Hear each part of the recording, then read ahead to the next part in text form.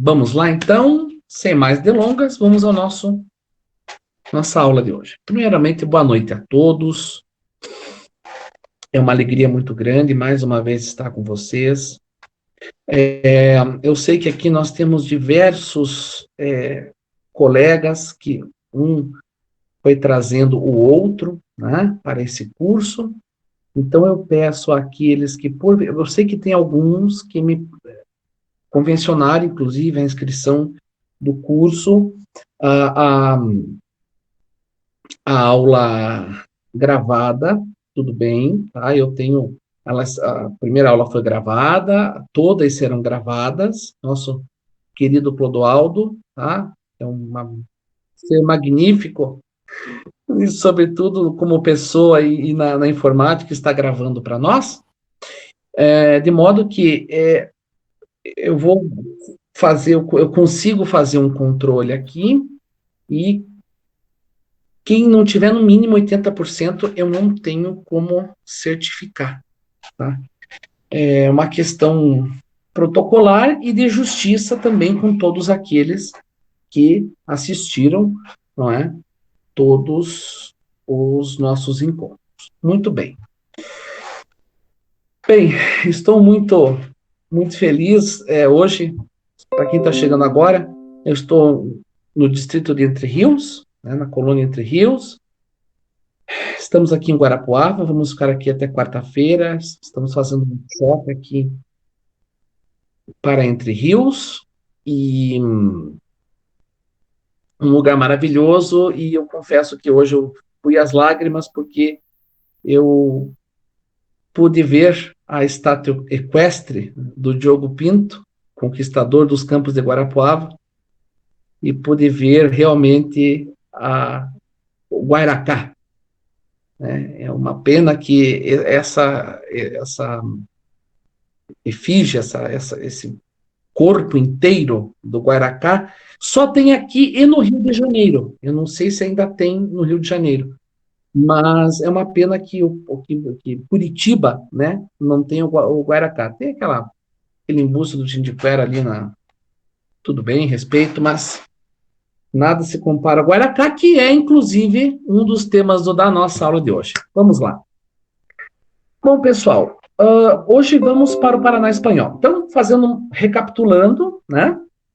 Começamos com o Paraná pré-histórico, o Paraná pré-histórico, o Paraná que teve, né, as suas origens muito remotas, né, anterior à nossa história. Passamos, então, pelo cemitério de dinossauros, passamos por diversas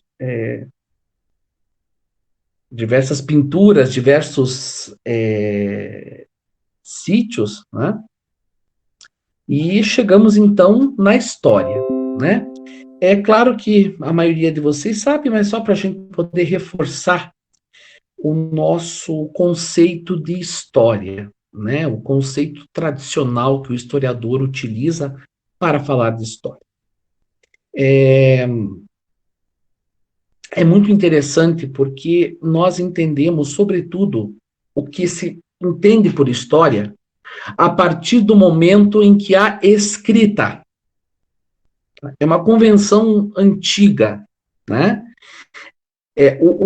O anterior vamos dizer assim, o anterior à escrita seria pré-história. Mas vem aquela indagação. Nós tivemos um alfabeto inca, maia, incaica, nós temos um fonema, inclusive complexo tupi-guarani. Então, como que nós vamos trabalhar essa questão? Se é história, se é pré-história, se não é e tal.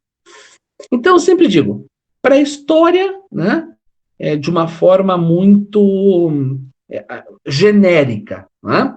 Outra coisa bem importante que vale ressaltar, que se nós entendemos que nós, ocidentalizados, somos, de fato, se nós somos de fato civilizados, não é? Então as tribos que vivem isoladas na Amazônia também estão na pré-história? É uma questão a se colocar, né? E outras tribos ao longo do Pacífico, etc., né?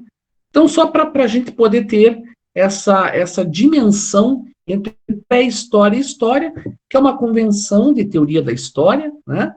É convencionar essa questão de datação, né? Para ser mais direto. Então, nosso tema de hoje será o Paraná espanhol. Próximo slide, por favor. Então, nós temos aí o elemento principal, que é o Guarani, o povo Guarani. Tá? Então, os Guaranis nós vamos encontrar. Vamos para o próximo. Então, gente, assim, a tribo dos Guaranis, mais particularmente, para trazermos mais para a nossa realidade, os Guarani Avá ou Aá ou Nhandeva, né? Elas podem ser encontradas na Argentina, tá? No Paraguai, no Brasil, no Mato Grosso do Sul, Paraná, Santa Catarina e São Paulo. Então, gente, o que eu quero colocar para vocês, tá, é que o que acontece? A grande nação Tupi-Guarani, ela é a nação definidora dos povos originários paranaenses. Neste momento, como eu falei no encontro passado, tivemos a tradição Umbu, a tradição Humaitá, né? E os Guarani, em uma franca batalha, né, conseguiram dominar. Então, ao leste, né, ao norte, Guaranis, do estado, né? A gente vai ver melhor essa questão geográfica. E também no litoral, que é o Carijó, né? É o Carijó. Isso é bem interessante, né? Então, vamos dizer assim, a oeste recebe o nome de Guarani, né? O Guarani Avá, e ao leste recebe o nome de Carijó. Mas o Paraná é um estado Guarani. Eu diria que até quase que o sul, né? Claro, gente, eu estou falando de uma maneira um pouco tanto genérica, mas tem os Xoclens, tem os Xetá, que acabaram se cruzando com os Caigangue. Hoje, Xetá, de verdade, acho que só tem 2 ou 3, né? Então, mas assim, o nosso objeto dessa aula e desse estudo serão os Guarani. E esse dado aqui eu quero passar para vocês, porque nos deixa com uma certa indagação toda vez que é tipificado, né, o silvícola. Tá? Então, eles são da família linguística Tupi-Guarani e são pertencentes ao tronco Tupi-Guarani. Isso sempre quando eu escutava, eu pensava, meu Deus do céu, mas tronco linguístico, família linguística, tronco. Então eu vou tentar dar uma traduzida para vocês aqui. Então, o tronco linguístico, o que ele é? Ele é um conjunto de línguas que tem a mesma origem em uma língua mais antiga que não é mais falada. Tá? Então, esse é o tronco linguístico. No nosso caso, aqui, Tupi-Guarani. A família linguística é um conjunto de línguas que também possui uma origem comum, mas que apresentam mais semelhanças entre si. Por exemplo, o português, né? É falado no Brasil e nos países de língua portuguesa. Ele pertence ao tronco indo-europeu e à família latina. Deu para entender, galera? Tá? Isso eu acho bem importante, porque as pessoas ficam... Ai, meu Deus, tronco linguístico, família, G, macro G, papapá, como é que faz, meu Deus, e tal. Então, acho que, se não ficou muito claro, eu respondo no final para vocês. Próximo, por favor, Clodo. Então, gente, aqui nós temos... Então, como que o Guarani, ele começa, né, a marcar essa presença no território paranaense, né, atual território paranaense. Então, né, nós temos aqui um ponto comum, em redondo, na Amazônia, e desse ponto comum da Amazônia, começou, então, a ramificação, né? Então, nós vamos ter aqui, por exemplo, dentro desse slide, né, em rosa aqui, né, Tupi-Guarani, então vocês podem ver a migração deles, né, tá ligada muito aqui com Paraná, Mato Grosso, tudo mais, né, os Gs, os Caratibas aqui em cima. Então, o que aconteceu? Houve um tempo, né, que nós já falamos na outra aula, né, que data de mais ou menos 2.500 a 2.000 anos da idade presente, né, aonde eles realmente, por algum motivo, migraram, né, ali vieram pelo Chaco, ali do Pantanal e tal, e estabeleceram, próximo, querido, por gentileza. Então, eles vieram justamente para essa bacia do Paraná, Barra Prata, né, uma coisa água na outra. Então, a gente pode ver toda essa região aqui embaixo, né, Argentina, Buenos Aires, Uruguai, então, Paraguai, né, aqui Bolívia, tal. Essa região aqui, que é a nossa região de estudo, que está à minha esquerda, né? Aqui essa região toda aqui do Paraguai, principalmente, né? Bolívia, Santa Cruz de la Sierra, nós vamos ter a aventura nos Morros de Potosí, etc., né? Então, toda essa região aqui vai estar intimamente ligada com a complexidade que terá, em seguida, o Paraná espanhol, né? Então, 2.500 anos atrás, né, 2.500 anos antes do presente, então eles já passaram a ocupar essa região toda. Até porque vocês irão ver que o que hoje é Paraguai, né, não era, né, essa questão dos estados nacionais, né, como nós temos, por exemplo, a formação do Estado Nacional de Portugal, né, a formação do Estado Nacional da França, né, formando-se como estados nacionais no início da Idade Moderna, né, é claro que não vai acontecer isso perdão, no início da Idade Contemporânea, né, realmente não vai acontecer com a América do Sul de uma forma, né, toda. Bem, então, como já disse, então, o que acontece? Próximo slide. Então, ó, gente, só para a gente poder entender, eu confesso a vocês que eu amo história e amo geografia, mas quando eu tenho que me localizar, realmente eu vou a mapas bem primitivos como esse, né? Então, o que acontece? Eles terão ingressado pelo noroeste, aqui do Paraná, tá?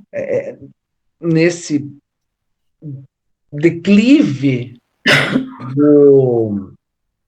Peço que quem estiver com o microfone aberto, por favor, feche, gente, por gentileza. Então, eles entram aqui pelo noroeste do Paraná, vão fazer essa entrada. Bem, desse mapa aqui, vamos tirar a região metropolitana de Curitiba e litoral. Desta divisão, Campos Gerais, oeste e sudeste, norte e noroeste, todo este, com exceção aqui do sul, perdão, será o Paraná Espanhol. Tá? Bem, próximo. Muito bem. Então, o Rio Paranapanema, tá? Em junção com o Médio Paraná, é considerado pelo... Então, o Rio Paranapanema, a gente olha em acima do mapa, tá?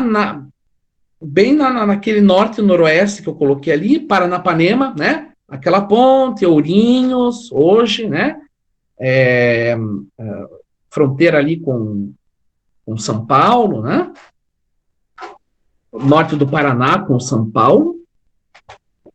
Então, o Rio Paranapanema, junto com o Médio Paraná, é a porta de entrada para esses falantes de língua guarani. Né? Então, entra para o Paraná e para o sul do Brasil. E aí, gente, eu queria colocar um conceito para vocês aqui, porque notem neste mapa que tem uma coisa muito interessante. Vocês podem ver que tem diversos rios, né, que irão todos, naturalmente, desaguar, né, praticamente todos, no Rio Paraná. Aqui, esse mapa, na verdade, é um infográfico, né, da distribuição dos nossos povos originários. Então,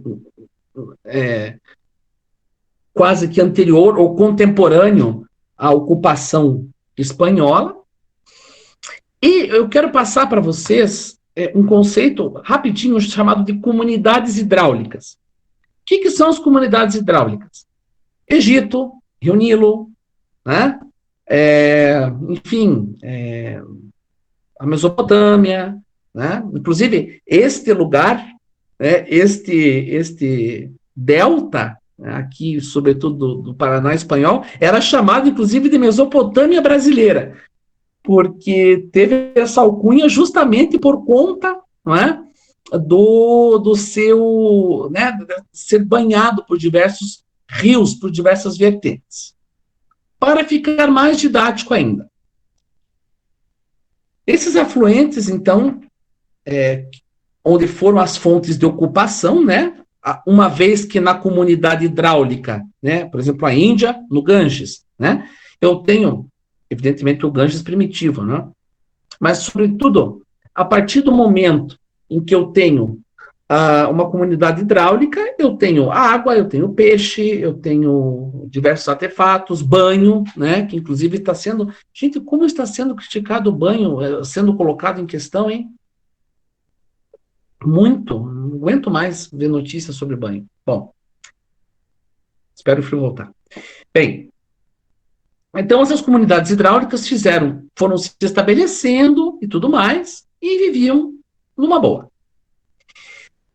Para que a gente possa entender esses rios que formam, que estão nesse infográfico aqui, eu só vou falar rapidamente para vocês quem são. Rio Piquiri nasce na Serra de São João, aqui entre Turvo e Guarapuava. Ele vai desaguar no município atual de Terra Roxa. Rio Ivaí nasce em Prudentópolis e deságua em Icaraíma. Rio Tibagi nasce na região metropolitana de Curitiba, de afluentes da região metropolitana, passa por 41 municípios, olha como o Tibagi é o segundo maior rio do estado. Tá? E aí o Paranapanema, como já falamos, né, tem as suas nascentes mais longínquas, não estão aqui neste contemplado, né? Ali tem toda a fusão do Paranapanema, do Paranapanema com o Tietê, né? Então, é bem interessante. Vamos para o próximo. Então, gente, o Rio Paraná, né? Rio Paraná, maravilhoso, Rio Paraná. Detalhe, né? A curiosidade. Né? Paraná, né? É o único estado, né, do sul que tem um nome de origem tupi. Né? Nós temos Santa Catarina, que é uma homenagem a uma esposa de uma figura aí. Pesquisem a origem do nome Santa Catarina. São Pedro do Rio Grande do Sul, né? por conta do Rio Grande, etc., mas nós temos a questão de Paraná, né, que vem do Pará, né, em Tupi-Guarani, Pará, que seria caudal, né, grande, né, com uma cauda enorme que se abre, e Anã, né, seria parente ou semelhante, né? Então, semelhante ao mar, né? Ou grande como o mar, né? Aí está o nome do nosso estado, né? Que desde sua época de comarca já tinha, né? A comarca primeiro comarca de Paranaguá, depois comarca de Curitiba e depois província do Paraná. E o Rio Paraná, gente, é inacreditável. Olha que o mundo tem rios, hein? E o Paraná é o 8º maior rio do planeta. Tem dicas sobre o Rio Paraná, hein? Fiquem até o final da aula que eu vou dar. Próximo. Bem, essa cultura material, né, dos Guarani, ela era composta por centenas ou talvez de milhares, né, de objetos confeccionados para servir de diversas finalidades. Desde o machado, cestaria, ossos, palha, fibra vegetal, né? Quando a gente trata dos Guarani do litoral, conchas e tudo mais. Infelizmente, quando nós estamos na 277, na BR 277, e paramos por conta de uma obra, alguma coisa ou outra, ou até mesmo aqueles coitados que ficam na região da nossa rodoviária, alguns até na Rua 15, muitos são guaranis. É do povo guarani. Então, a mensagem que fica para a gente, vocês vão ver tudo aquilo que eles viviam, tudo aquilo que eles tinham. E hoje, infelizmente, nós vemos esse povo guarani à margem, né? À margem total da sociedade, sem nenhuma assistência ou com pouquíssima assistência, né? E aí tem um debate muito grande com relação a como inserir o silvícola hoje no mundo, né? No mundo de consumo, no mundo, né? Branco, desculpa a expressão, mas é essa a verdade, né? O mundo europeu. Muito bem. Vamos lá. Próximo. Então, nessa Mesopotâmia, né, viviam, então, em aldeias, povo guarani, tranquilos, né? As aldeias, elas tinham tamanhos variados, né? Sobretudo falando do oeste, né? Oeste e noroeste. Então, podia comportar até mais de 1.000 pessoas organizadas socialmente, e eles tinham muito a questão de fazer alianças de parentesco ou alianças políticas. E tinham alguns costumes que vale destacar, né? Uma grande problemática dos jesuítas, como nós veremos à frente, era você curar o Guarani do que a gente chama hoje de poliamor, né? Quer dizer, poliamor é uma coisa bem antiga, né? Tá? Voltou agora um neopoliamor, né? Mas eles combatiam muito. É porque realmente é uma questão cultural, e aí vai a questão do incesto e tudo mais, né? Da forma que os nossos originários convivem até hoje. Essas famílias extensas, então elas tinham casas longas, cada aldeia podia ter até 8 casas, então tinha toda uma organização tribal, como nós podemos ver até hoje, né, ali no Marajó, enfim, ali no povo da Amazônia, que é um povo que mais se assemelha, né, na sua grande maioria, aos seus ancestrais que migraram da Amazônia para Mato Grosso do Sul, Paraguai e Paraná. Próximo.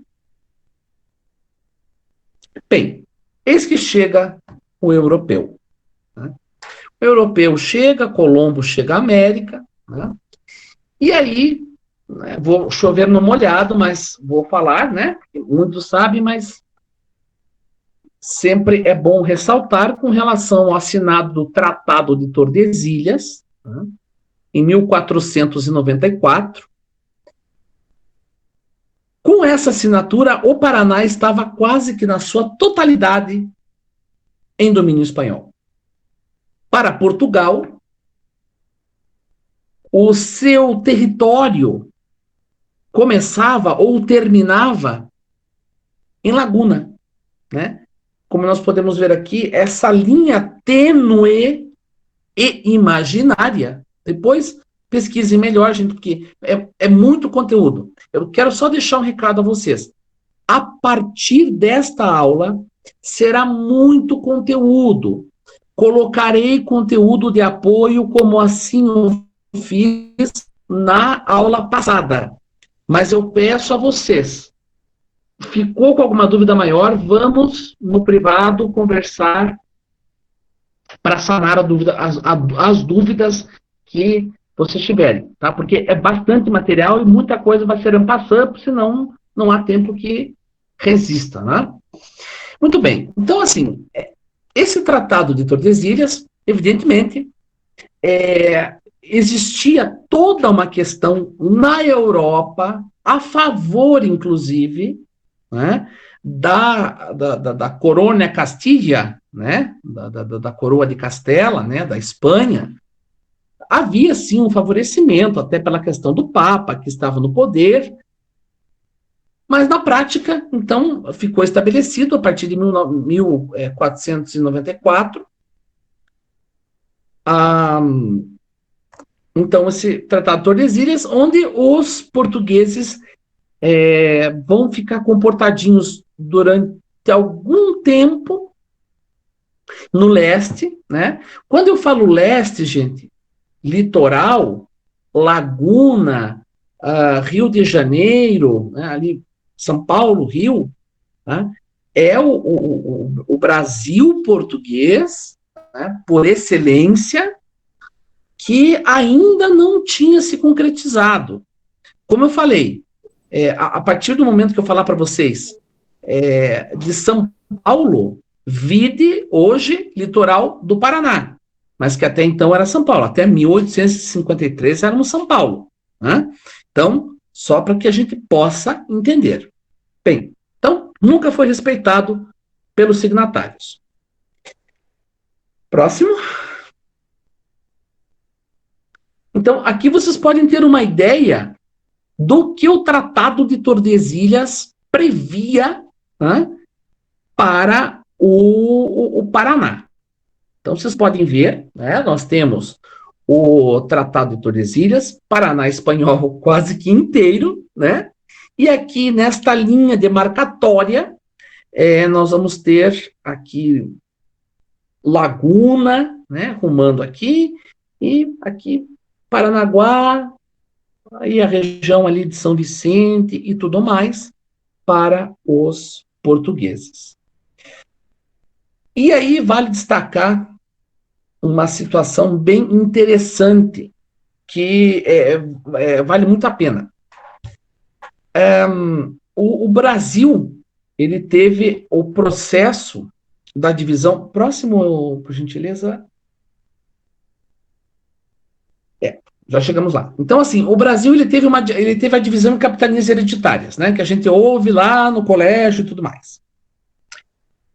Então, no caso do Paraná, a capitania de São Vicente e de Santo Amaro, que primeiro foi Martim Afonso de Souza, depois a Pero Lopes de Souza, que tem toda uma confusão que eu vou explicar na próxima aula, de herança, por ser hereditário e tudo mais.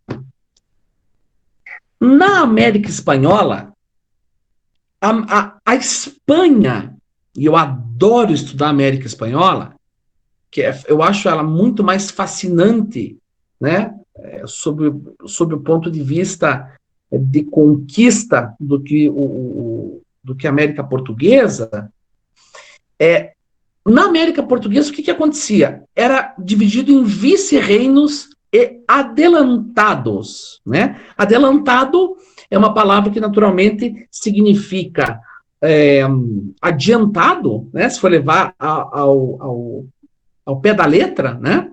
Mas nós tínhamos nos vice-reinos os adelantados. Então, a Espanha, eu não sei como, porque eu não estudei a fundo e quero entender ainda por quê, né, gente? Eu estou aprendendo toda hora, todos os dias, vocês me ensinam, e é uma delícia, e eu vou morrer e não vou aprender nem um terço daquilo que eu quero aprender.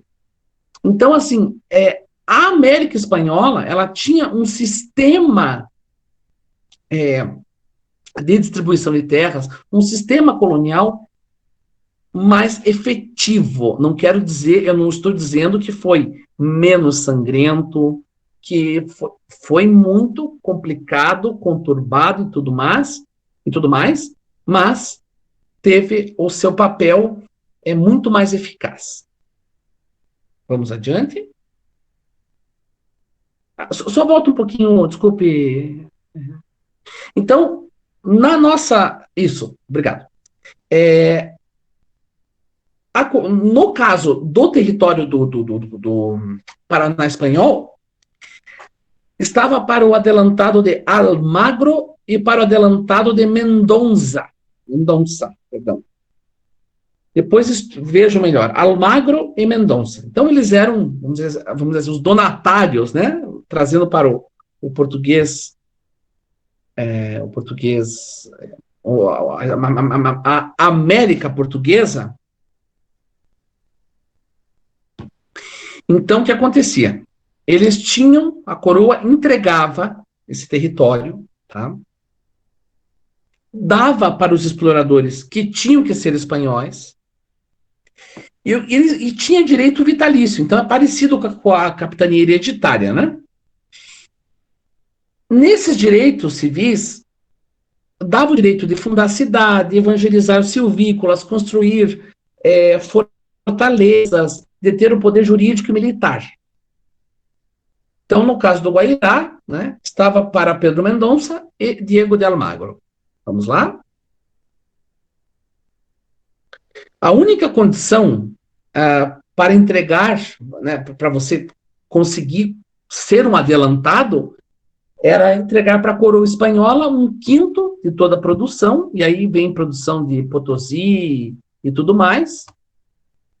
Dessa forma, ficava assegurado para a metrópole, sem ônus. Ou seja, entreguei para a coroa não, pelo contrário, lucra, e eu não tenho que pagar, vamos dizer assim, acabava pagando, né?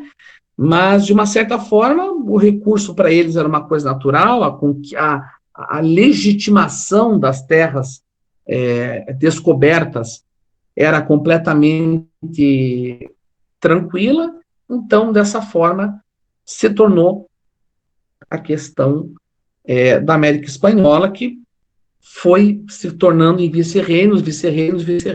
Já chegamos lá. O território do Guairá está muito ligado com o caminho do Piabiru. Tá? O caminho do Piabiru, depois eu vou passar um material para vocês bem interessante, tá? Sobre o caminho do Piabiru.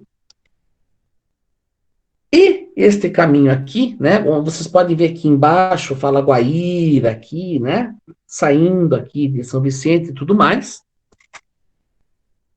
O território do Guairá, primeiro, ele foi um território de passagem para o Rio da Prata. O momento, né? Os recursos do momento era para se chegar ao Eldorado, tá?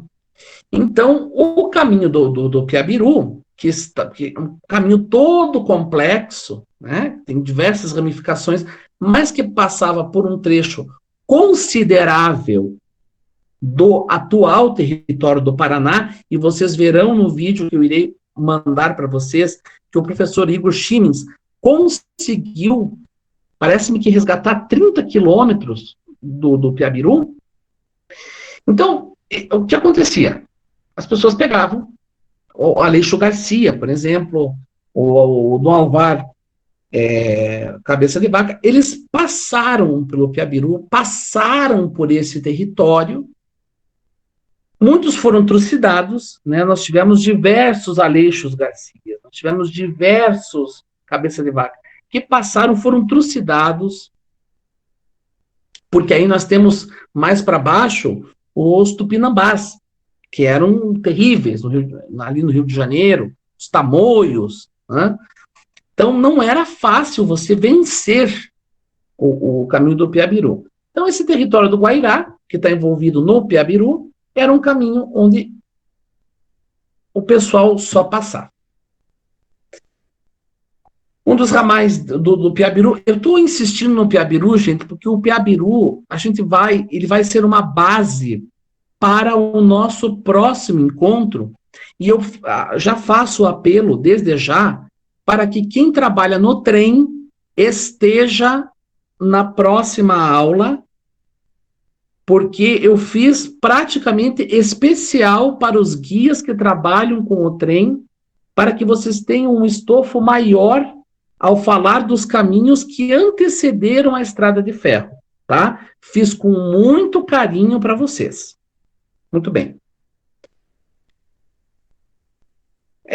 Nesse caminho do Piabiru tem uma coisa interessante, que quando os portugueses começaram a ver, porque era um caminho que ligava justamente essa região ocupada pela Espanha e aqui a São Paulo, da onde saía, alguns falam que o caminho do Piabiru saía da região da Sé, ali da Praça da Sé, né? Hoje Catedral da Sé, né?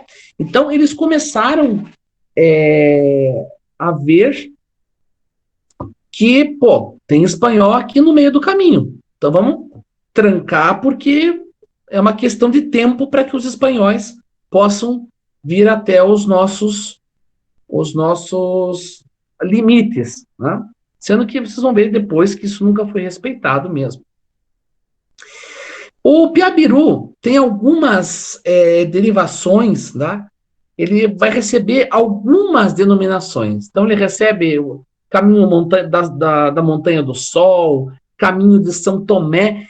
Esse caminho de São Tomé, gente, ele é batizado porque os indígenas deram a entender aos jesuítas que São Tomé, o santo da Igreja Católica, ele teria passado pelo caminho do Piabiru, sendo que é Pai Zumé, que está relacionado com a lenda da erva mate. Mas os jesuítas, que depois passam a usar o caminho do Piabiru, eles vão chamar de caminho de São Tomé. Bem interessante, vocês vão ver depois no material de apoio. Tá? Também Piabiru pode ser chamado do Guarani Tapeaviru ou Tapeabiú, né, que significa caminho da terra sem mal, caminho amassado, enfim, tem diversas vertentes, certo? Vamos adiante? Então, gente,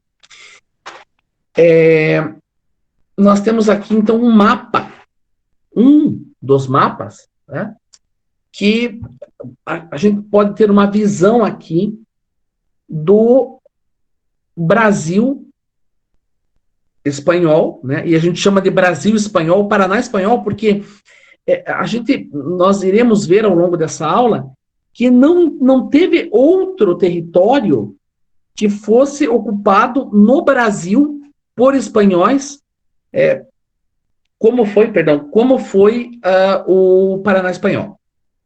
Tanto que aqui foi, inclusive, o grande laboratório dos jesuítas em reduções, para que, a posteriori, utilizassem este mesmo modelo de missão no Japão e em diversos países da África, da Ásia, da Europa também. Então, o que acontece? Esses adelantados que eu falei para vocês, eles pertenciam primeiro ao vice-reino do Peru, depois foi para o governo geral do Rio da Prata, E depois para o governo geral do Paraguai. Vejam vocês, nós estávamos sob as hostes do governo geral do Paraguai. E olha quanto que a gente tira sarro dos paraguaios, né? O quanto o Brasil acabou, né, com os paraguaios na Guerra do Paraguai, mas nós já fomos, né, de uma certa forma, paraguaios. O mapa nos mostra. Vamos adiante. E aí, gente, eu gostaria só de fazer um parêntese, porque muita gente fica perguntando por que os espanhóis conseguiram fazer uma conquista tão grande. É uma loucura. O Estreito de Magalhães, mais popularmente, né, popularmente alcunhado de Cabo da Boa Esperança. Esse Estreito de Magalhães, ele faz a junção entre, e o Magalhães foi olha que interessante, o Magalhães foi a pessoa que descobriu esse estreito. E não deu bola. Mas como havia entre Portugal e Espanha uma rede de inteligências, uma rede de vamos dizer assim, intrigas palacianas, né, no sentido de um saber o que o outro estava fazendo, os espanhóis resolveram passar esse estreito. E esse estreito deu possibilidade deles entrarem no Pacífico, né, conquistarem toda a questão ali do Chile e mais abaixo ao Rio da Prata e todos os países hispanohablantes que conhecemos, né? Então, e o Estreito de Magalhães fica ali no arquipélago da Terra do Fogo, né? Ali na divisa com a Argentina ali, a Terra del Fuego. Próximo. Então, a gente pode ver, né, na Nueva Castilla e na Nueva Toledo, que seriam, então, os dois quinhões, né, desses dois adelantados,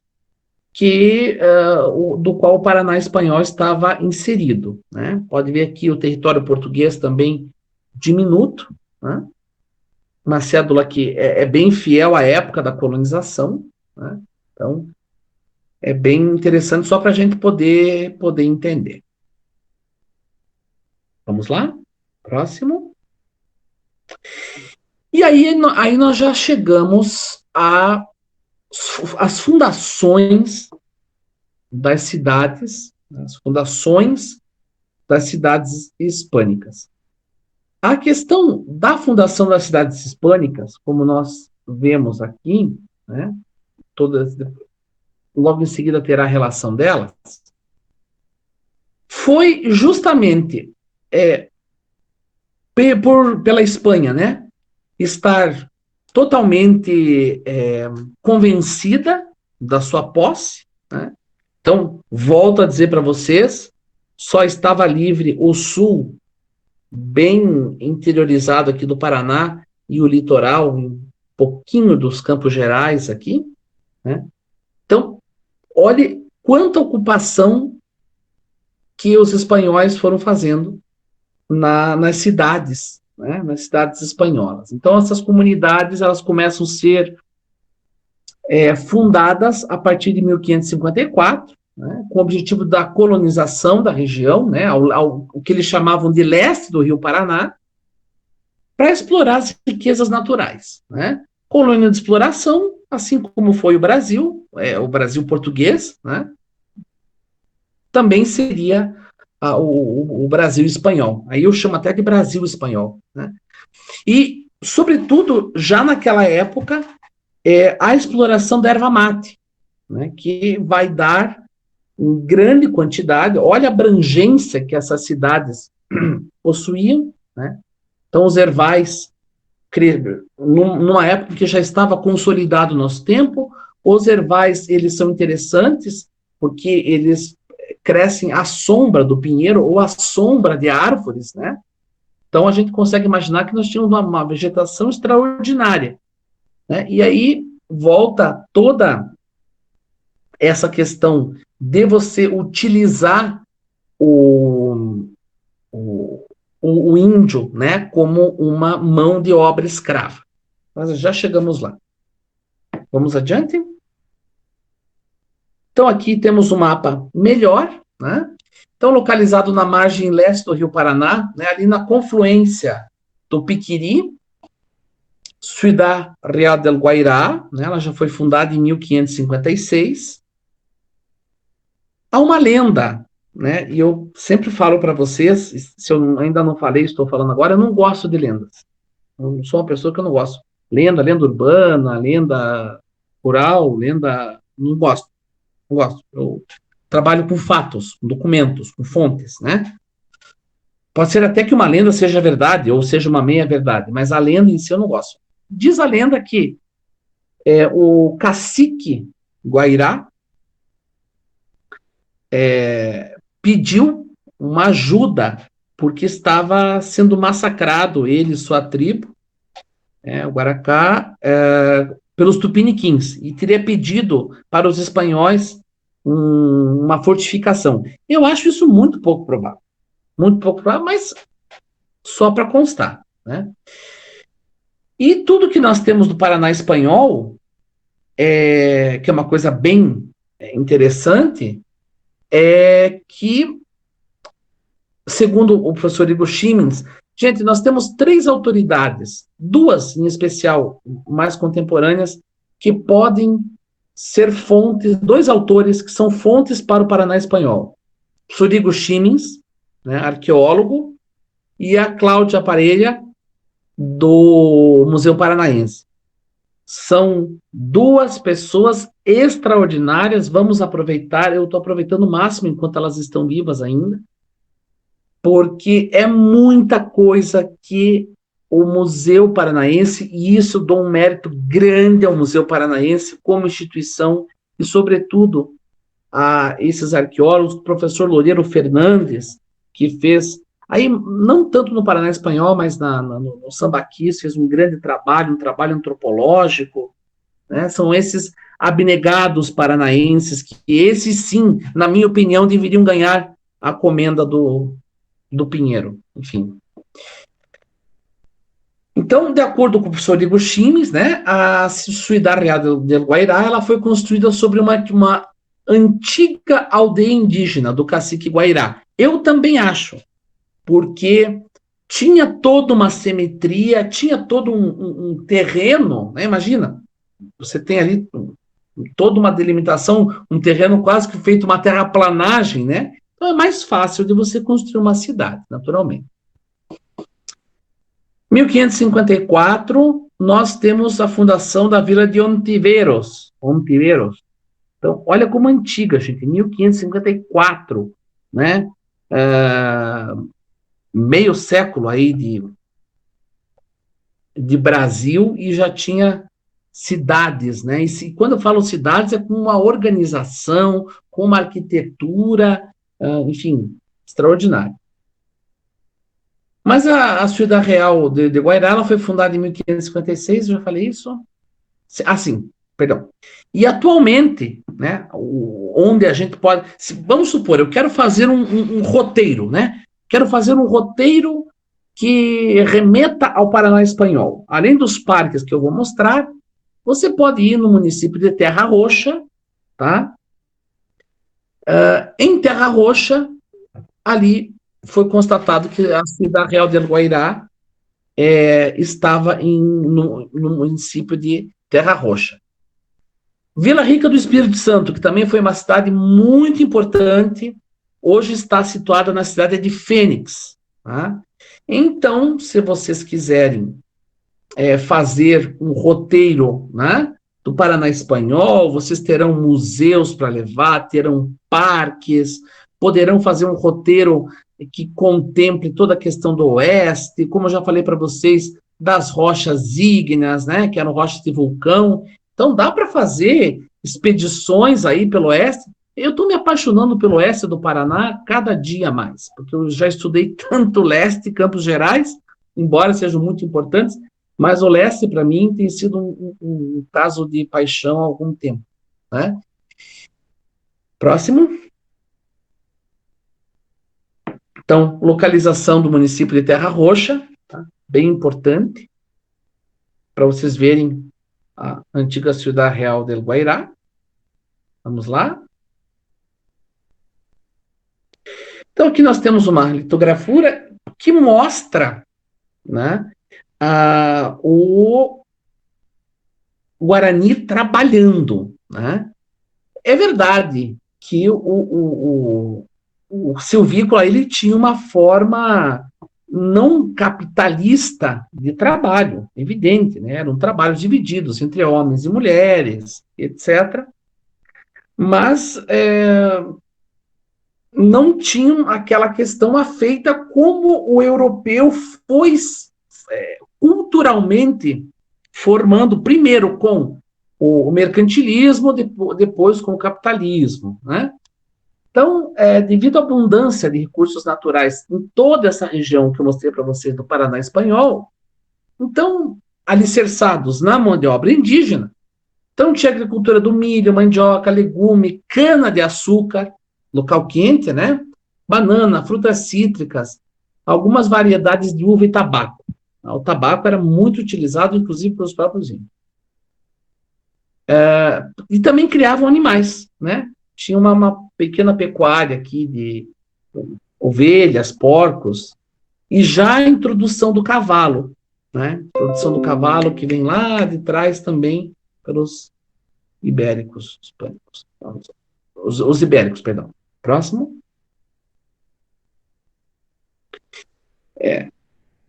Eu gostei desse desenho, tá? Um desenho meio Caverna do Dragão, assim, né? Os Guarani. Mas, realmente, a principal atividade econômica, desde aquela época, era a erva mate, tá? Era a erva mate. Isso sem dúvida alguma. Então, a erva mate, no uso guarani, né, eles mascavam as folhas, né? E depois que foi aprendendo a sorvê-los e transformá-lo no mais próximo do que nós temos hoje da erva do chimarrão, né? Da erva beneficiada. Eu confesso a vocês que eu já tomei mate de erva cancheada, que é só a erva torrada e triturada. Gente, é muito amargo. Eu gosto de chimarrão, mas é muito amargo a erva cancheada. Mas eu já tomei. E era um produto que eles faziam, eles não tinham como moer. Talvez até tivessem, sobretudo porque vem a questão do pilão e tudo mais, né? Um pilão mais primitivo, né? E é um produto, aí que tá a coisa da erva mate, né? Eu fico louco, eu enlouqueço. Quando eu tomo chimarrão, agora não estou podendo tomar mais por conta do estômago, mas de vez em quando eu tomo. Você pega uma cuia de chimarrão, chega um inculto e fala para nossa, mas você é gaúcho? Que bacana, você é gaúcho.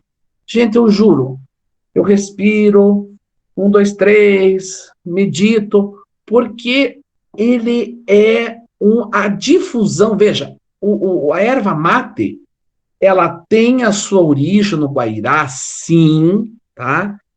Tem a sua origem no Paraná, mas a lida da erva mate iniciada pelos Guarani e, sobretudo, a difusão do mate, ela vem do território paranítico, tá? Com a ascensão do tropeirismo, a erva mate ela vai ser difundida mais ao sul. Não que não se produzisse, é uma planta nativa do sul. O professor Carlos, que é da área, depois pode até nos elucidar, mas é um produto nosso, né? Erva mate é nossa. Por um vácuo cultural, que nós vamos, numa aula, também estudar essa questão cultural do Paraná, né, fez a fama deitar na cama. Perdemos o mate para o Rio Grande do Sul, mas isso tá voltando, viu, gente? Tem São Mateus do Sul, indicação geográfica e tudo mais. Mas voltando ao Paraná espanhol, vamos adiante. Então, o que os espanhóis estabeleceram? O trabalho de encomienda. A encomienda, literalmente, significa encomendar, né? Recomendar, né? Então, ou confiar, né?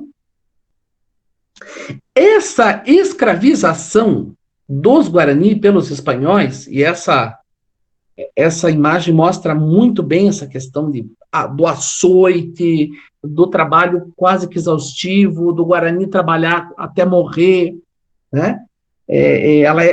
A encomenda, em 1512, ela já é estabelecida nas colônias espanholas, né? Nesse tipo de encomenda, o encomendeiro, olha o lance aqui, gente. Ele comprometia, assim, a assegurar a instrução cristã aos índios, né? E, em contrapartida, esses deveriam compensar com seu trabalho e pagar tributos em espécie, ou seja, uma parte do produto, né? E aí começa a vir uma crítica, sobretudo da igreja. Mas deixa eu só fazer um parênteses. Dentro desse Paraná espanhol, dessa escravização do Guarani, houve, gente, pasmem, uma bula papal reconhecendo se o índio tinha ou não, havia dúvida, né? Se o índio tinha ou não.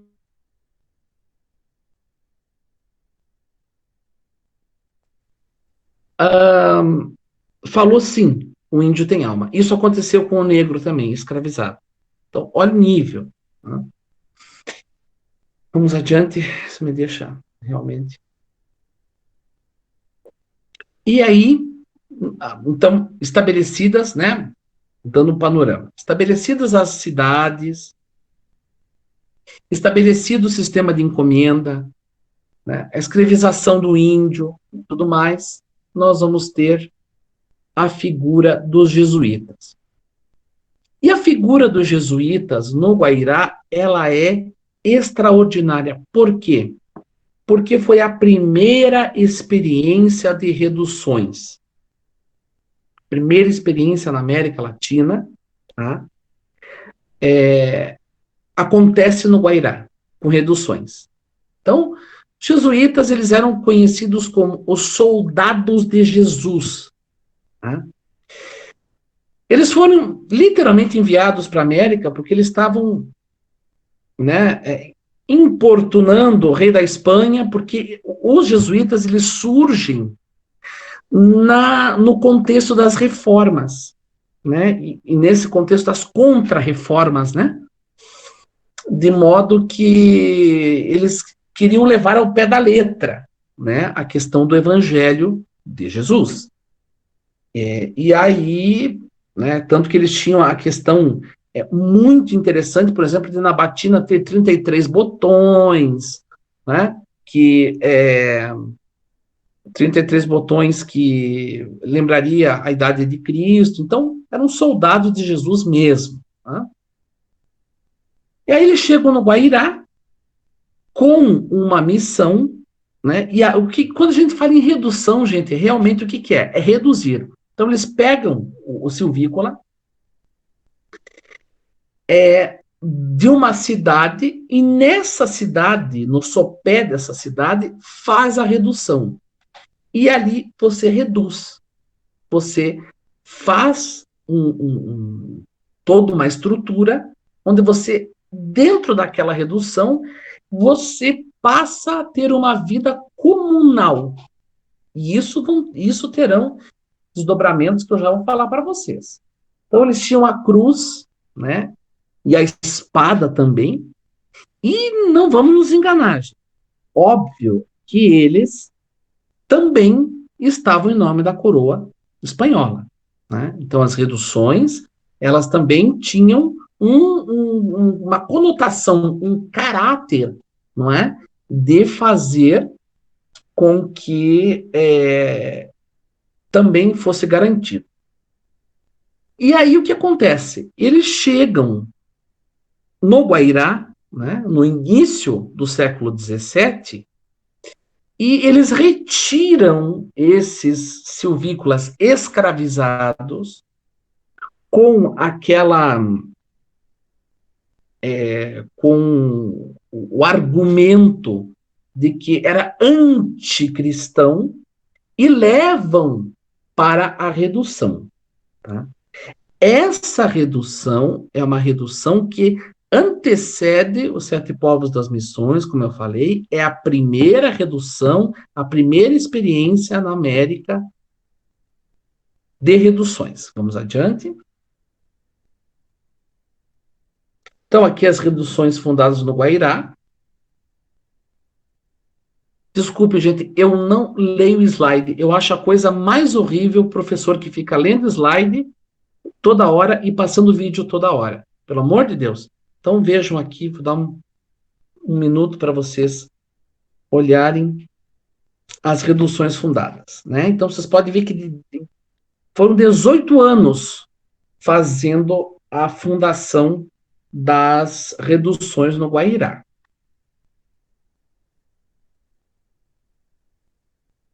Vamos adiante? Depois eu passo para vocês. Então, aqui o mapa das reduções do Guairá. Vocês podem ver que esse mapa ele está numa escala menor, né? Vocês podem ver que aquele primeiro mapa mostrava as cidades e o território mais espalhado. Vocês viram como eles reduziram, né? O tamanho da redução, a redução era muito menor. Eu já vou mostrar uma imagem da redução. Então, era reduzir para educar, para catequizar, tá? Só que, claro, que aí tinha, desculpe a expressão, mas aí que vinha a malandragem. Vamos adiante.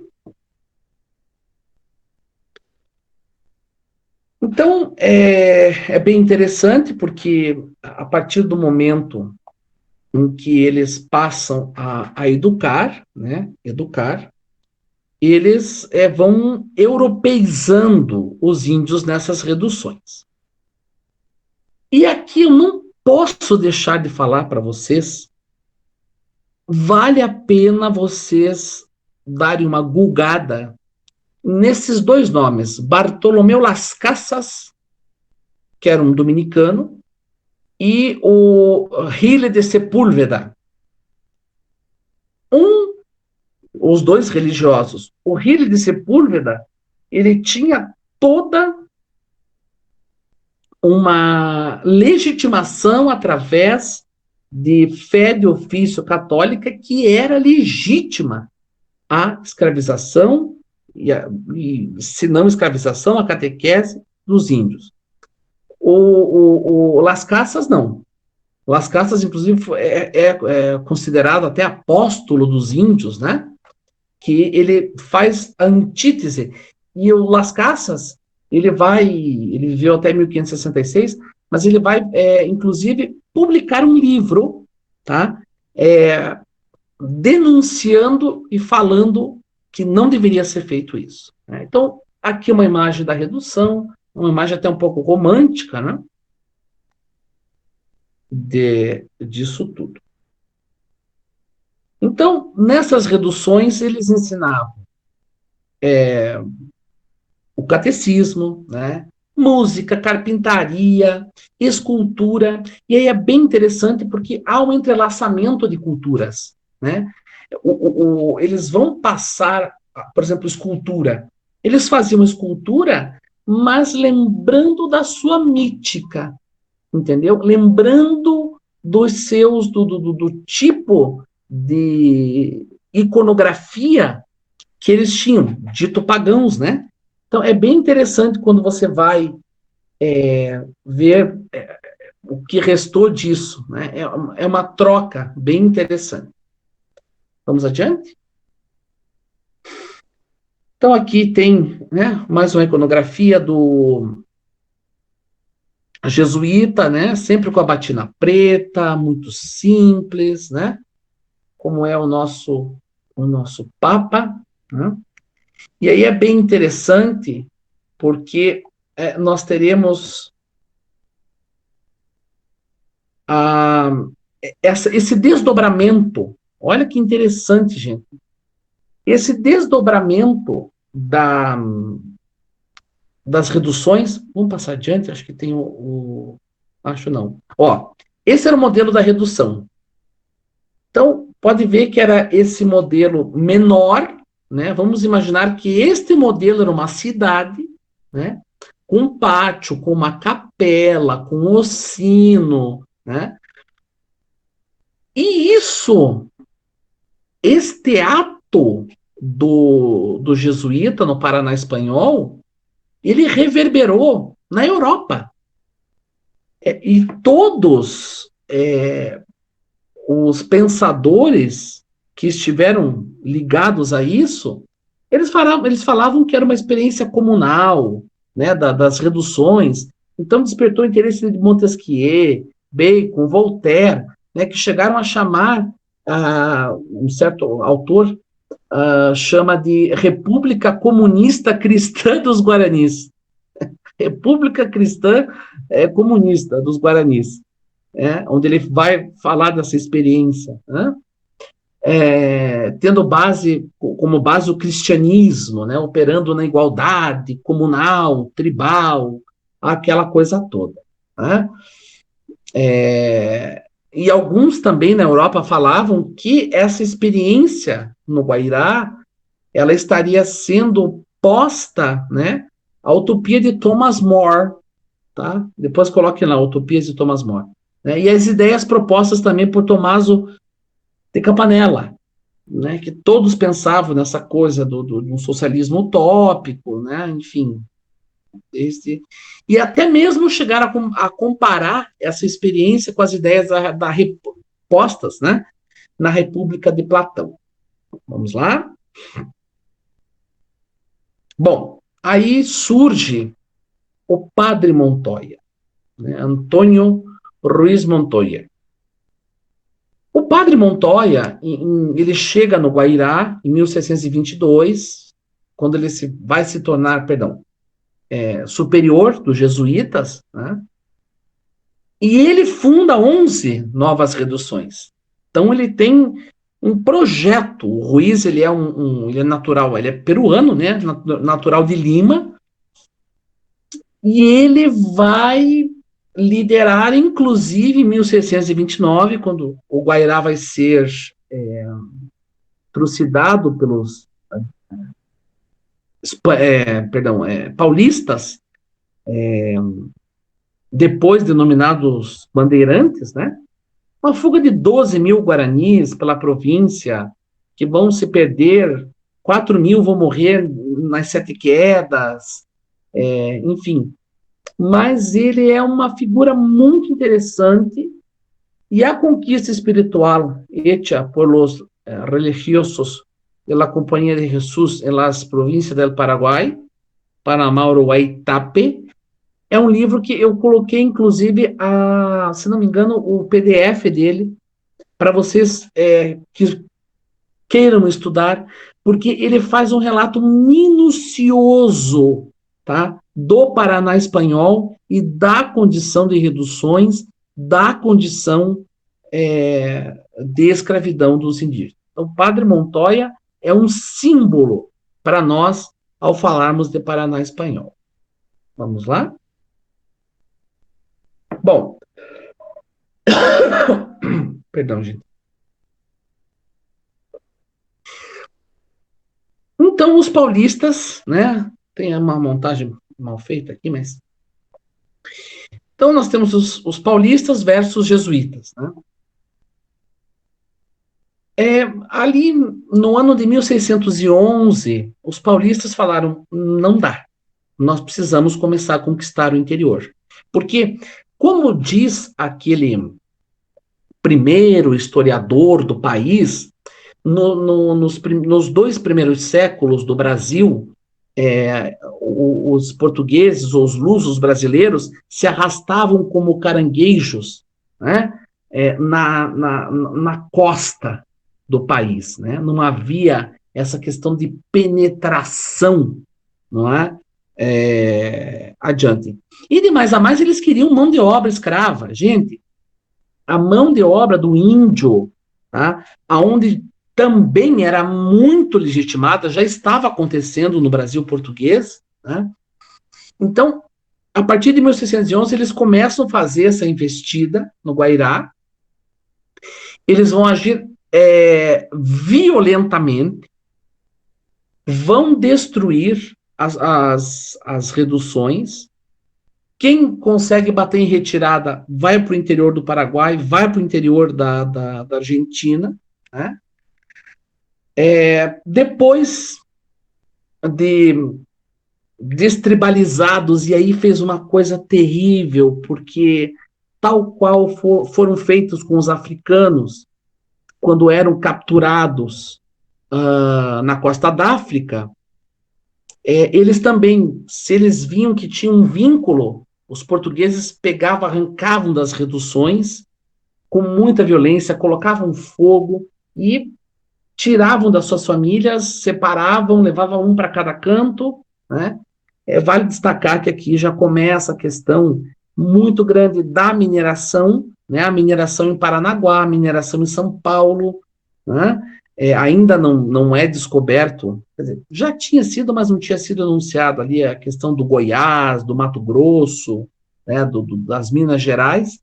Então, tanto que a própria professora Cecília Westphalen fala que era mais importante o índio, a mão de obra, do que o próprio material. É uma coisa louca isso, né? E aí, nessas condições, o Paraná espanhol vai se esvaziando, muitos vão se transformar, embora submissos, né? Péssimos trabalhadores, né? Outros vão procurar algumas formas de resistência, alguns cometeram suicídio, né? Então é uma coisa bem, muito...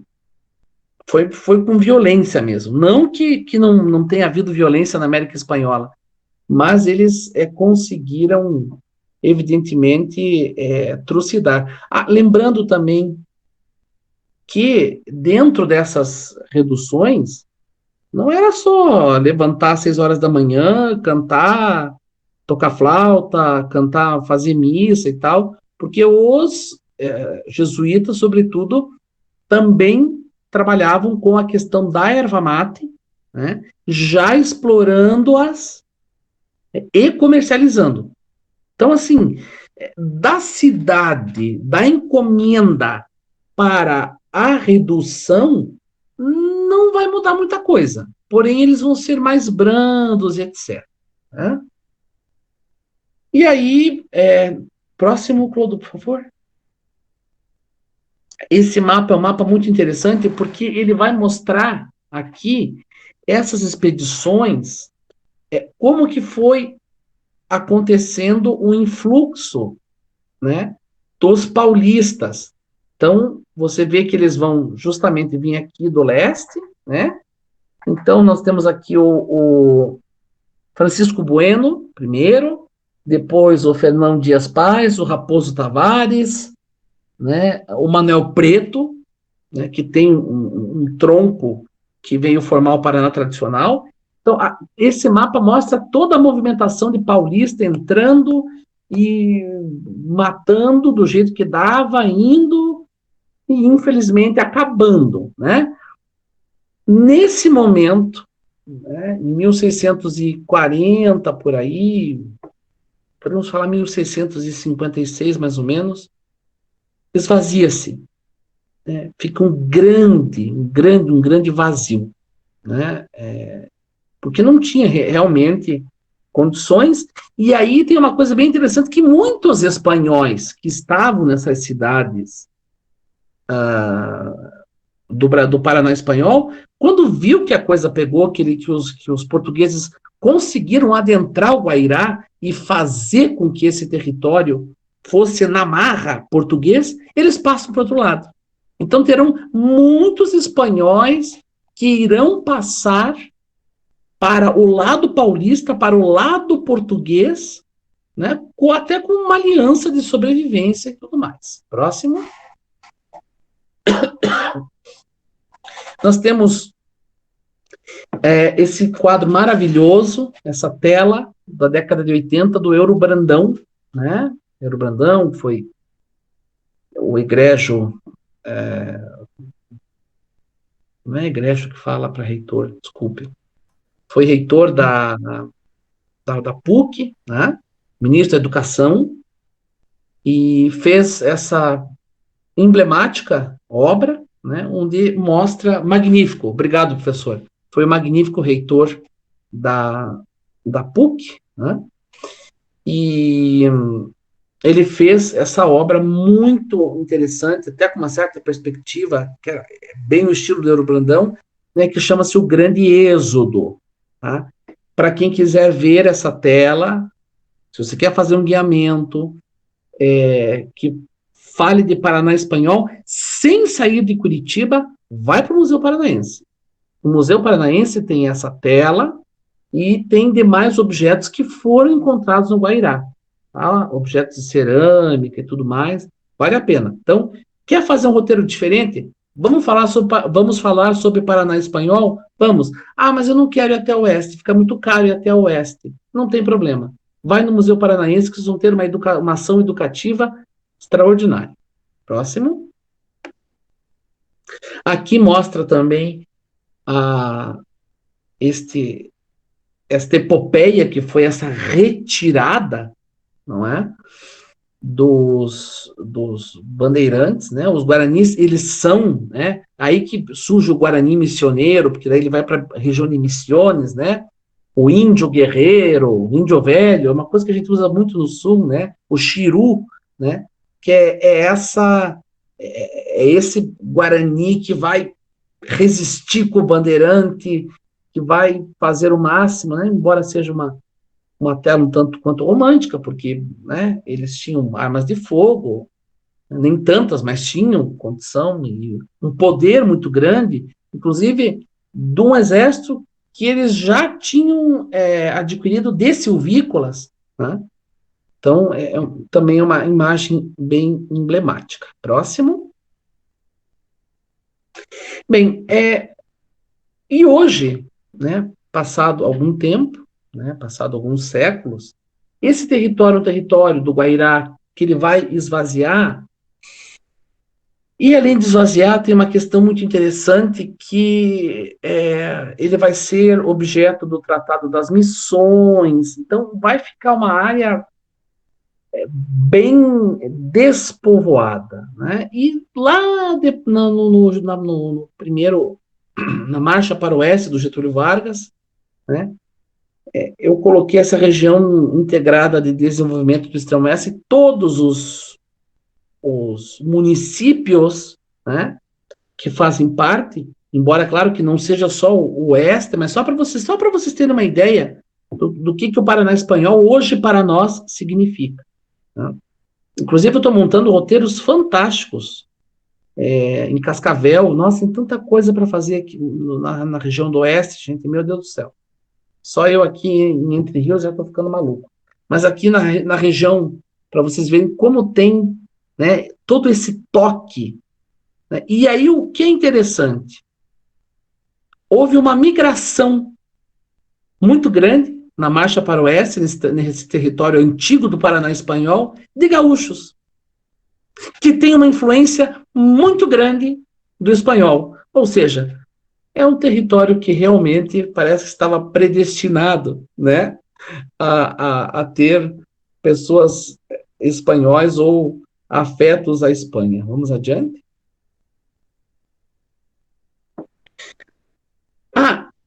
Falamos sobre o caminho do Piabiru, né? Bem interessante.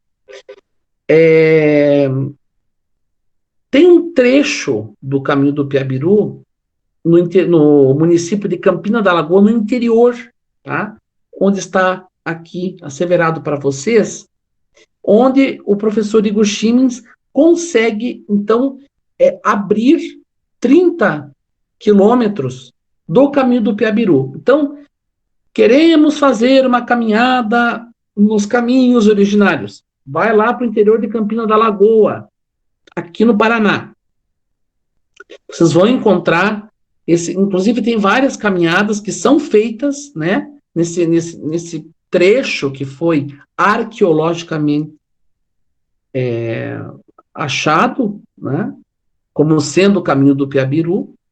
Então fica a dica aí para quem quiser fazer. Temos o pessoal da caminhada aqui, o pessoal que quiser fazer um roteiro diferente, sair do tradicional, tá a Campina da Lagoa aí como um bom trecho desses caminhos pré-cabralinos. Adiante.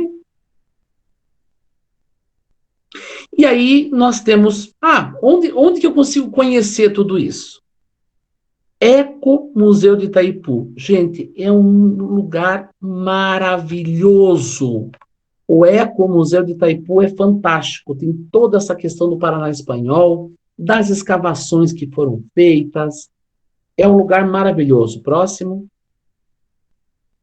No Eco Museu de Itaipu, olha que interessante, gente. Tem esse piso de vidro e você anda nos municípios que sumiram com o alagamento ali, né? A reserva e tudo mais. Então, é um lugar muito interessante. Tem o Ciência na Esfera, que é um projeto novo do Museu Itaipu. Então, vale a pena dar uma esticadinha até Itaipu. Os museus de Itaipu hoje, a operação turística toda de Itaipu, que incluía, inclusive, o canal da Piracema, que agora deu uma parada, está terceirizado, né? Então, você tem toda uma condição bem interessante de fazer essa visita e voltar, né, às nossas origens desse Paraná espanhol, que literalmente boa parte da água cobriu. Próximo. E é claro, né, gente, o Parque Estadual Vila Rica do Espírito Santo, né, que é um parque magnífico, né, em Fênix. Ele está justamente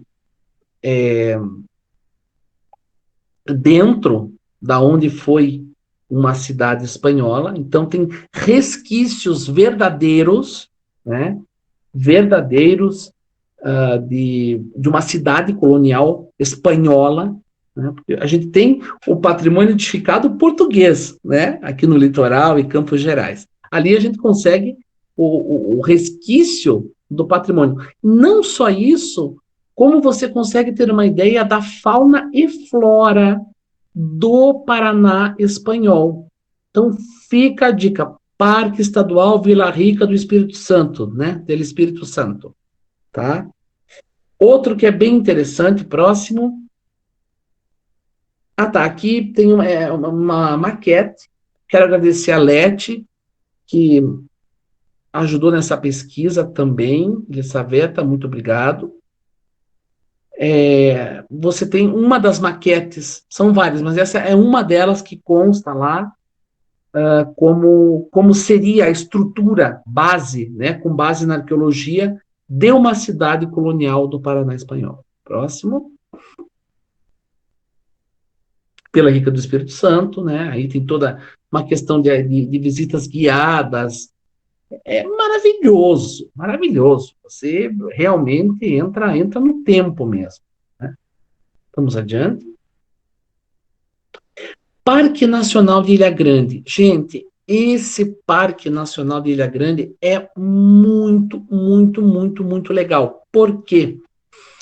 Porque ele você consegue navegar nele no pedaço nosso aqui que restou de Rio Paraná. Então é fantástico.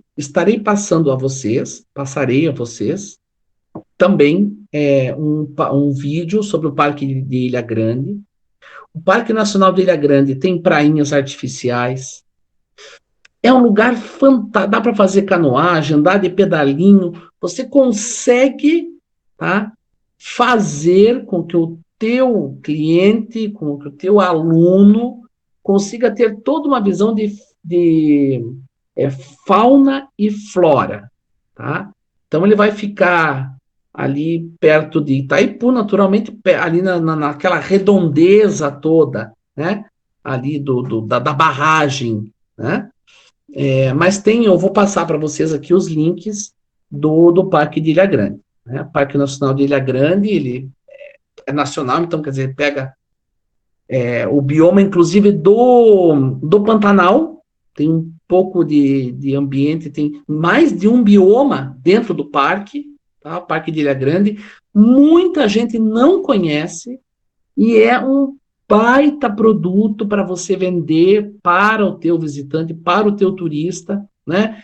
Faz um roteiro, né, sobre o Paraná Espanhol e termina na Ilha Grande. Vai fazer canoagem, vai, nossa, andar de pedalinho, vai se banhar nas prainhas, vai conhecer a fauna que ainda foi, né, de uma certa forma preservada, com o sumiço, né, cruel de Sete Quedas. Então fica a dica para vocês. Então, falamos hoje sobre o Paraná Espanhol, que infelizmente hoje. Ah, pode passar, Clodoaldo, por gentileza. Então, onde o Rio Paraná é o rio com mais de um bioma, como eu falei. É linda esse trecho aqui. Agora, naturalmente, que estamos em estiagem, não está tão bonito assim, né? Mas, mesmo assim, vale muito, muito a pena visitar o Parque de Ilha Grande. Vou passar todos os links disso que eu falei para que vocês possam se aprofundar um pouco mais. Dito isso, abro então as perguntas e colocações. Aqui tem as referências bibliográficas, vamos deixar elas aqui, se o pessoal quiser anotá-las e tudo mais, e depois eu vou passar o link complementar. Bem, está aberto. Olá, boa noite, Calil. Boa noite, Mozart. Satisfação. Obrigado, boa noite a todos. Boa noite. Eu gostaria de fazer uma pergunta. Pois não. Se puder ajudar aí um pouco no entendimento dessa questão. Pois não. Nós sabemos, então, que quando chegaram os colonizadores aqui no país, mas, vamos falar assim, claro, mais a nível do Paraná. Só para entendimento, né? Chegaram no país, já se depararam aqui com os povos indígenas. Isso. Predominantes, então, os tupis-guaranis.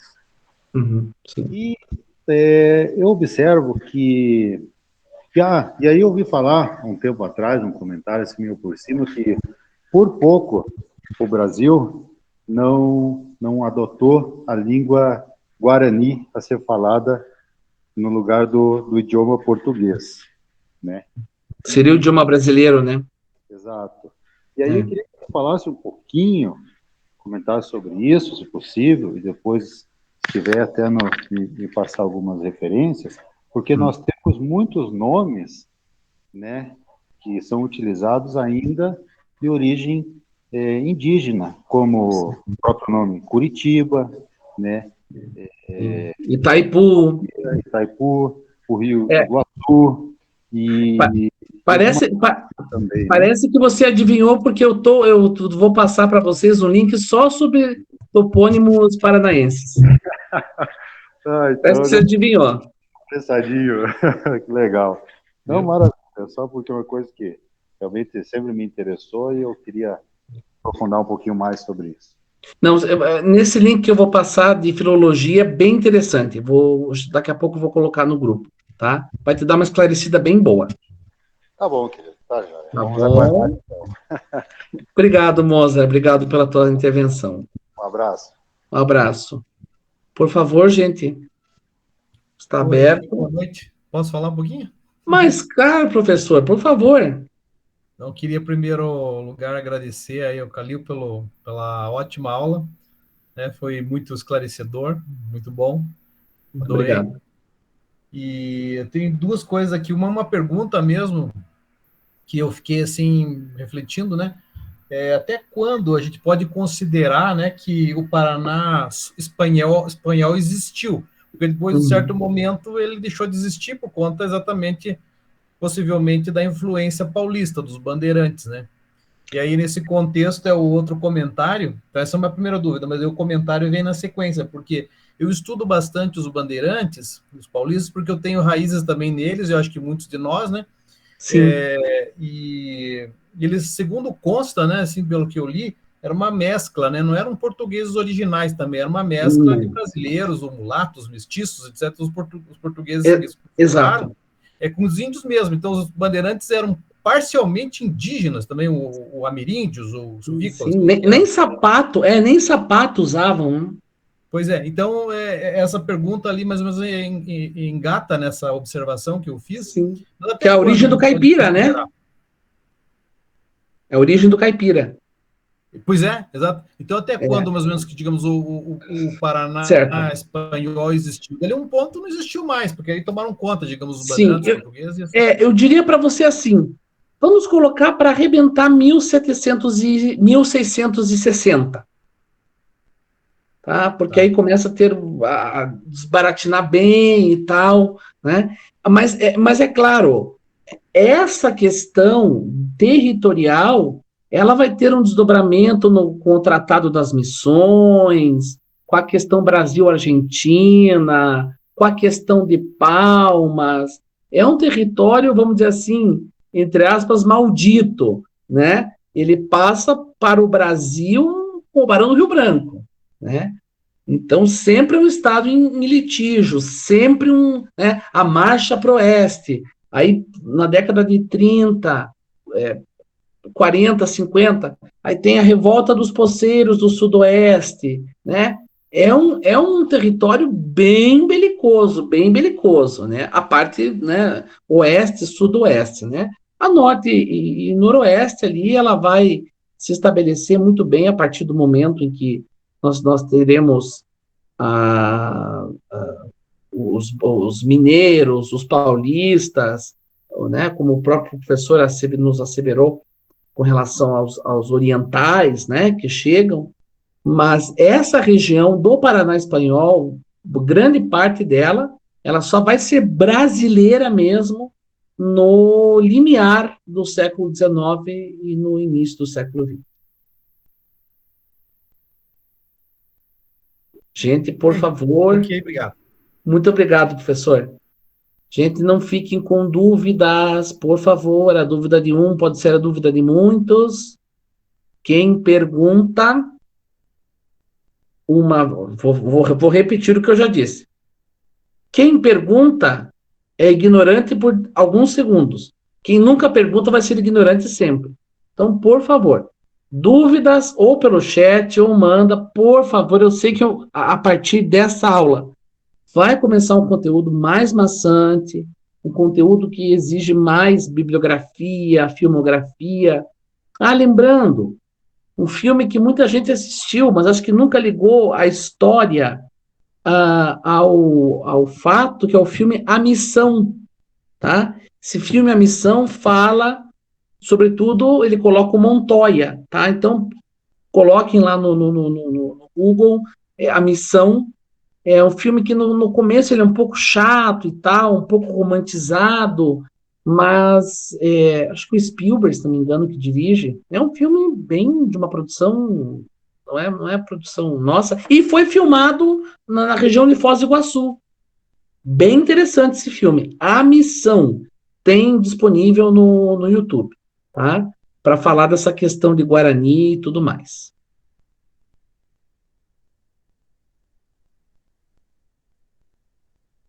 Sim, San Inácio Mini. Maravilhosa também. É. Que aí virou a San Inácio Mini na Argentina, né? Que é a segunda etapa das missões. Vamos lá, pessoal, por favor. Alguém por chat.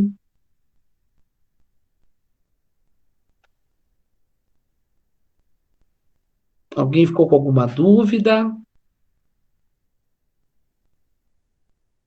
Já estamos em 20h40. Dou-lhe uma, dou-lhe duas. Ninguém? Então tá, pessoal, estão as referências aqui. Muito obrigado pela aula de hoje. Tá? tá? Obrigado pela presença de todos vocês. Eu gostaria que vocês me auxiliassem num... Muito obrigado, Alexandre. Gostaria que vocês me auxiliassem num questionário que eu estou fazendo, como a maioria de vocês eu tenho aqui como guias de turismo, né? Vou passar umas 3 perguntinhas para vocês só sobre essa nossa região de Entre Rios aqui. E quem puder... Obrigado, gente. Muito obrigado mesmo. Quem puder e conseguir, tá? Este livro aqui vai nortear muito as nossas próximas aulas, tá? Afonso Botelho de Sampaio Souza, do Davi Carneiro.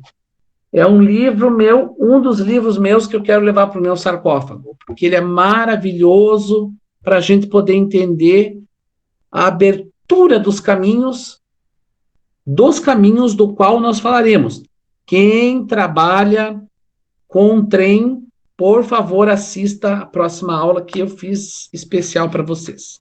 Gente, um abraço, um beijo e um toque de mão em todos.